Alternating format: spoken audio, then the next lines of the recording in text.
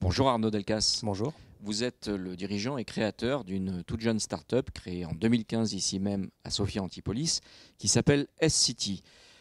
Si on devait définir votre activité en une phrase, on pourrait dire que c'est inventer la ville numérique et solidaire, mais avec déjà un premier volet d'activité sur le covoiturage. Vous nous expliquez ce que vous faites? Tout à fait. Donc S-City, c'est une société coopérative qui fait de l'innovation numérique à impact social et environnemental.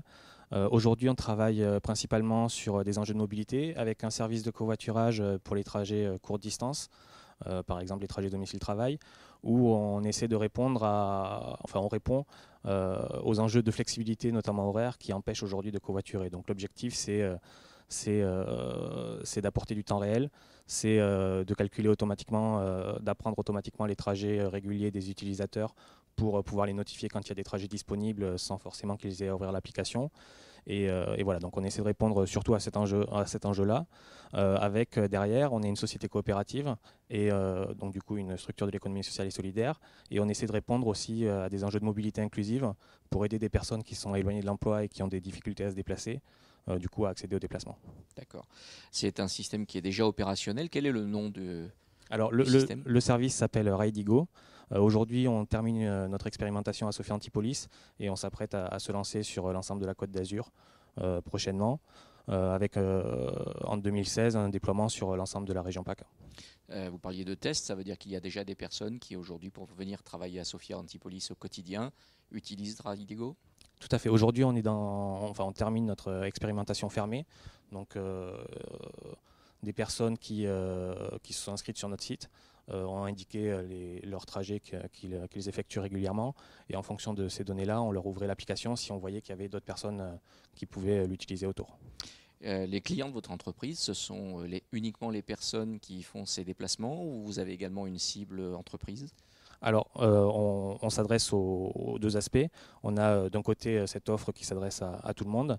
On développe en parallèle une plateforme de chèque covoiturage qui va permettre aux entreprises de financer une partie des trajets en covoiturage de leurs salariés, comme les titres restaurants par exemple. Enfin, c'est un peu sur le même modèle, mais sauf que c'est dématérialisé. Voilà, c'est ce que j'allais dire, c'est qu'effectivement, ces chèques, il ne faut pas s'attendre à ce qu'ils soient imprimés. C'est à récupérer en ligne, bien Tout entendu. à fait, c'est avec une plateforme en ligne décentralisée qui pourra être utilisée sur diverses plateformes de covoiturage et pas uniquement la nôtre. Donc c'est ce qu'on essaie d'apporter. D'accord. Alors, S-City fait partie de la French Tech Côte d'Azur, groupement qui rassemble aujourd'hui la plupart des entreprises innovantes du département. Ça marche bien, la French Tech, vous en êtes content? Qu'est-ce qui s'y passe finalement? Alors moi ce que je trouve intéressant dans la French Tech, c'est la mise en réseau des diverses entreprises innovantes de la région et même françaises au-delà de la French Tech Côte d'Azur. C'est aussi une visibilité pour ces entreprises-là. Nous, ce qu'on essaie d'y apporter, c'est un peu notre singularité de l'économie sociale et solidaire qui est peut-être un peu trop absente de cet écosystème du numérique. Mais c'est très intéressant d'avoir des initiatives comme la French Tech. Vos attentes pour le futur sur la French Tech? Nos attentes, moi je suis plutôt d'un naturel optimiste et on verra ce que ça donne. L'essentiel c'est de faire vivre cette initiative.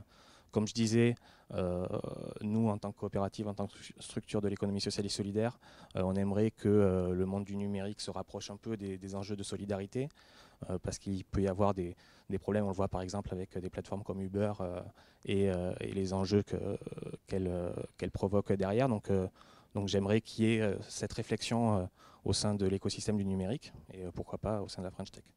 Revenons à S-City. Quels sont vos objectifs pour l'entreprise pour cette année? Alors l'objectif pour cette année, c'est de se déployer sur l'ensemble de la région PACA avec notre plateforme de covoiturage Raidigo et de déployer notre offre de chèque covoiturage là aussi sur l'ensemble de la région PACA. Vous êtes dirigeant d'une entreprise innovante, d'une jeune entreprise. La priorité du moment pour Monsieur Delval, c'est quoi? Je pense que pour beaucoup d'entreprises comme la nôtre, la question du moment, c'est notamment le financement. Avec une singularité, puisqu'on est une coopérative et qu'il y a des enjeux spécifiques à ce niveau-là. Et c'est également le déploiement commercial et marketing sur la région.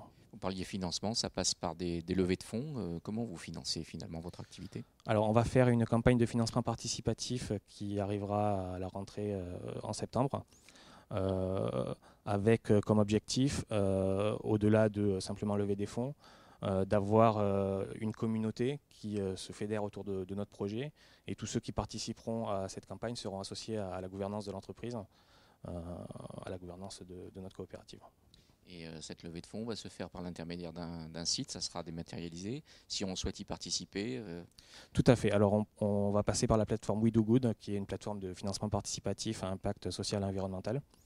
On trouvera les informations sur votre site web. On pourra trouver les informations sur notre site internet et on communiquera là-dessus quand la campagne arrivera. Alors en novembre, il y a des élections à la Chambre de commerce et d'industrie. Vous allez voter. Pourquoi ? Je ne me suis pas spécialement posé la question. Je ne sais pas encore.